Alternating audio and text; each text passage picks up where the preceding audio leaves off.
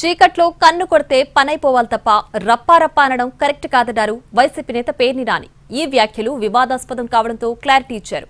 రప్పారప్ప అనొద్దని తమ కార్యకర్తలపైనే కేకలేసినట్లు చెప్పారు. సమయం వచ్చినప్పుడు చూసుకోవాలని మాత్రమే తాను చెప్పానన్నారు పేర్ని నాని. మీరు కూడా చెడిపోయి చివరికి ఆ లోకేష్ గారిలాగా మీరు కూడా చెడిపోయి ఆడు ఎర్ర బుక్ అంటాడు, నువ్వు రప్ప అంటావు. ప్రజల దగ్గరికి వెళ్ళేది అధికారం కోరుకునేది రప్ప కోసమా? అరే చీకట్లా కన్ను కొడితే అయిపోవాలరా, నోరు తెరిచి రప్ప ఎన్నిసార్లు అంటారు? సిగ్గు శరం ఉండాలి మనకి. ఎన్నిసార్లు అంటారు? అది ఇక అదే పని. చీకట్లో చేయాల్సిన పనులు కూడా పట్టపగలు అసహ్యంగా ఏంటిది?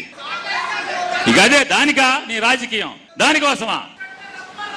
ఆపయా, పెద్ద నరికేవాడిని చూసాం, చాలా నరికావు నువ్వు. ఇప్పుడు దాకా ఇప్పుడు వేసావు ఏమన్నా? అరే రప్ప అనబాకండ్రా. ఎవరైనా మిమ్మల్ని వేధిస్తే, పోలీసులను అడ్డం పెట్టుకుని మిమ్మల్ని హింసిస్తే, మిమ్మల్ని దాడులు చేస్తే, మీ ఆస్తులు ధ్వంసం చేస్తే దేవుడు మీకంటూ సమయం ఇస్తాడు. అది అప్పుడు అరవకుండా చేసుకోవాలి తప్పితే అయితే చట్టపరంగానా న్యాయపరంగానా అప్పుడు ఇవాళ చాలా మంది మీద 5 ఏళ్ల క్రితం 10 ఏళ్ల క్రితం అని చెప్పని కంప్లైంట్లు ఇస్తే కేసులు కడతలేదా? అట్లాగే మా ప్రభుత్వం వచ్చినప్పుడు కూడా ఈ 2024 నుంచి 29 దాకా ఈ టీడీపీ సైకోలు ఎవరెవరి మీద దాడులు చేశారో, ఎవరెవరి మీద అన్యాయాలు చేశారో, ఎవరి ఇళ్లు ధ్వంసం చేశారో, ఎవరి మీద భౌతిక దాడులు చేశారో అటన్నిటి మీద కేసులు కట్టి ఖచ్చితంగా చట్టపరంగా చర్యలు తీసుకుందాం. దానికి అల్లరి ఎందుకు, రప్ప ఎందుకు అని చెప్పాను.